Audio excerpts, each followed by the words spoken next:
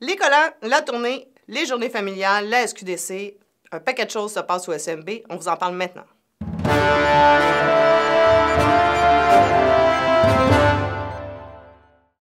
La tournée d'Assemblée générale pour l'adoption de l'entente de principe a commencé depuis déjà 4 semaines. Pour être honnête, au début, on s'inquiétait un peu de la longueur là, que ça pourrait avoir parce qu'on trouvait qu'on avait beaucoup de matériel à vous présenter. Finalement, ça se passe rondement. Les équipes sont bien rodées pour monter la salle, préparer le vote, prendre les présences. Puis nous aussi, on est rendu... je pense qu'on répond à vos questions, en fait, un peu pendant la présentation puisque c'est notre 4e semaine qui vient de finir. Il reste encore 2 semaines. L'Assemblée prend à peu près là, entre 3 heures, 3 heures et demie, tout compris, là, le vote inclus. Donc, ça serait important que vous veniez nous voir, que vous veniez écouter qu'est-ce qui a été négocié parce que, advenant que ça passe, bien, ça va être appliqué pour vous aussi. Donc, venez dire votre mot, venez vous prévaloir de votre droit de vote. Et comme ça, bien, ça va nous faire plaisir de vous voir puis de jaser avec vous en même temps. Deuxième sujet, le sujet de l'heure cette semaine. On a fait les choux gras dans les radios puis à la télé avec ça, le Collins Gate.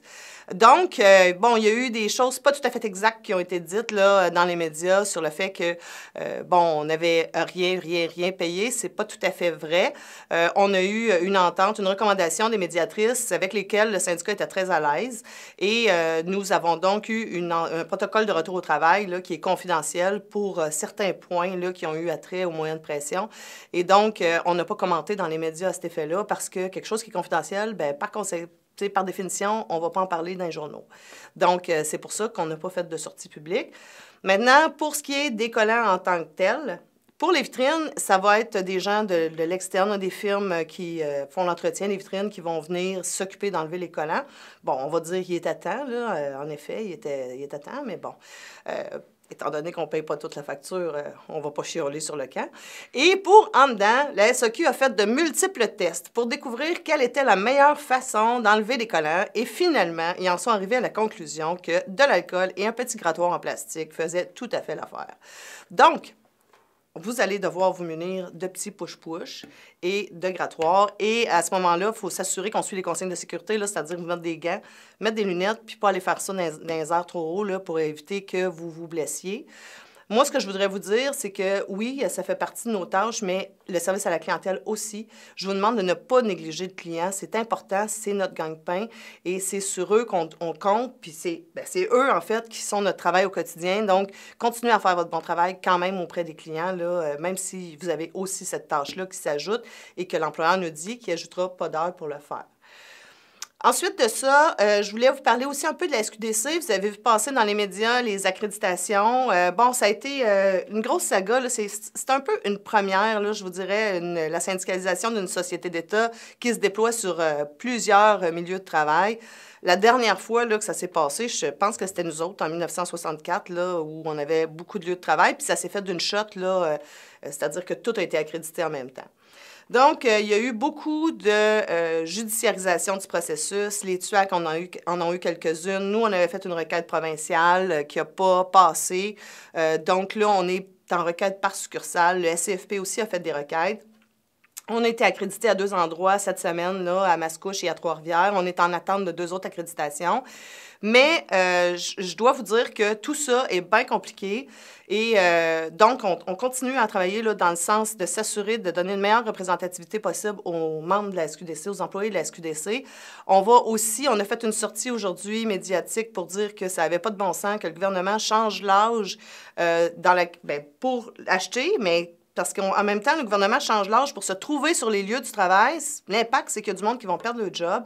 Et nous, on demande d'être entendus en commission parlementaire pour être en mesure de défendre ces membres-là qui, évidemment, vont perdre leurs emplois. Là. On ne peut pas changer les règles du jeu comme ça. Tu embauches quelqu'un, il y a 19 ans, puis après ça, tu le claires 6 mois plus tard parce qu'il y a encore 19 ans.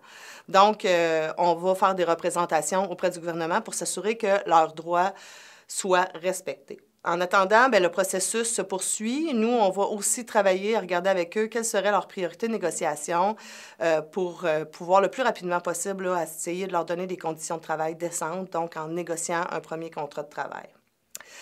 Je voulais aussi vous parler d'un autre sujet. Et là, je l'oublie. Ça fait... ça fait dur. Je voulais vous parler des congés familiaux. Ah oui, excusez-moi, hein, on l'a fait d'une shot, la capsule, fait que j'ai eu un blanc. Les congés familiaux, on a un problème avec ça, là. Pour ceux qui ne sont pas au courant, les normes du travail, le gouvernement a fait une modification à la loi et il a ajouté 2 congés familiales payés. En fait, on a 10 congés familiales, il y en a 2 qui devront être payés. La SAQ, quant à elle, prétend qu'elle n'est pas soumise à cette loi-là parce que notre convention collective est supérieure. À notre avis, là, c'est pas exact parce que les 10 congés familiaux qu'on a dans notre convention collective, ils ne sont pas payés, ils ne sont pas non plus inclus dans le 18,4 et notre opinion, là, c'est que la SAQ ne peut pas se soustraire à la loi comme ça, là. Elle n'est pas au-dessus de la loi et ce qui est décidé pour l'ensemble du privé doit être décidé aussi pour le secteur public. Donc, on a déposé un grief, on va demander l'arbitrage le plus rapidement possible.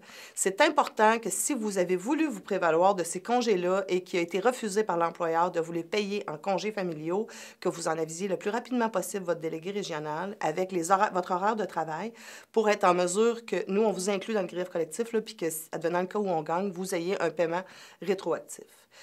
Donc, pour le reste de la négociation, en fait, l'entente de principe, les textes, on est en train de travailler dessus. Ça va moins vite que ce qu'on voulait parce qu'on est en tournée, là. Vous savez qu'on est partout au Québec, fait que c'est pas évident, mais les choses avancent quand même. La mise en place, on travaille dessus aussi avec l'employeur. On devrait y arriver dans le temps, comme dans le temps. Et on a bien hâte de vous voir là, pour les 2 semaines d'assemblée qui restent. Donc là-dessus, je vous souhaite une bonne semaine. N'oubliez pas de vous occuper du client. Puis n'oubliez pas que la solidarité, ça ne s'arrête pas une fois que les moyens de pression sont faits.